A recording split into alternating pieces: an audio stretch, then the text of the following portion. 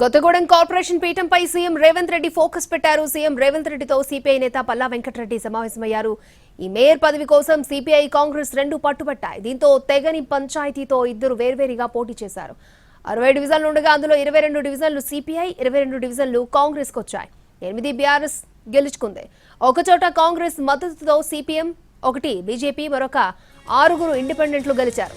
5 ఇండిపెండెంట్లు ఇప్పుడు కాంగ్రెస్ వైపు చూస్తున్నారు. సిపిఐకి మద్దతునిస్తామని కేటీఆర్ ప్రకటించారు. దీంతో రాజకీయం ఇప్పుడు రసవత్తరంగా మారింది.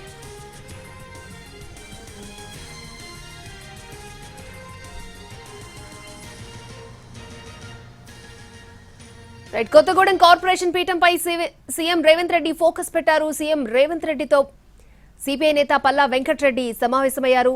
ఈ భేటీకి సంబంధించి మరిన్ని అప్డేట్స్ మా ప్రతినిధి చారి మనకు అందిస్తారు. చారి, కొత్తగూడెం కార్పొరేషన్ కు సంబంధించినటువంటి వ్యవహారం మీద సీఎం రేవంత్ రెడ్డి దగ్గరికి వచ్చింది. ఆ వ్యవహారంలో సిపిఐ పార్టీ నుంచి ఆ పార్టీ సీనియర్ నాయకుడు పల్లా వెంకటరెడ్డి కొద్దిసేపటి క్రితమే సీఎం తో భేటీ అయ్యారు. ఈ భేటీలో పిసిసి చీఫ్ మహేష్ గౌడ్ కూడా ఈ సమావేశంలో ఉన్నారు. అదనంగా కొత్తగూడెం కార్పొరేషన్ కి సంబంధించి అటు సిపిఐకి ఇటు కాంగ్రెస్ కి రెండు పార్టీలకు కూడా సమానమైనటువంటి సీట్లు ఉన్నాయి.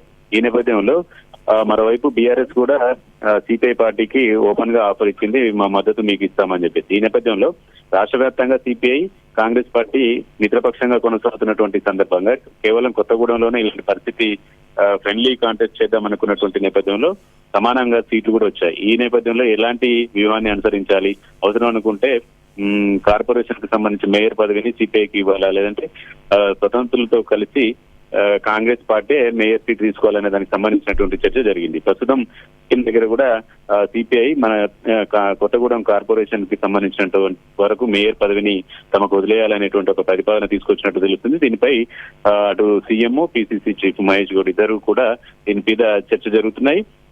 రెండు పార్టీలకు సంబంధించినటువంటి నేతల అభిప్రాయాలు తీసుకున్న తర్వాత ఒక నిర్ణయానికి వచ్చేటువంటి అవకాశం ఉంది. ప్రస్తుతం ఈ సమావేశం కొనసాగుతుంది. మరో 5-10 నిమిషాల్లో దీని మీద క్లారిటీ రావచ్చు. ఓకే చారి.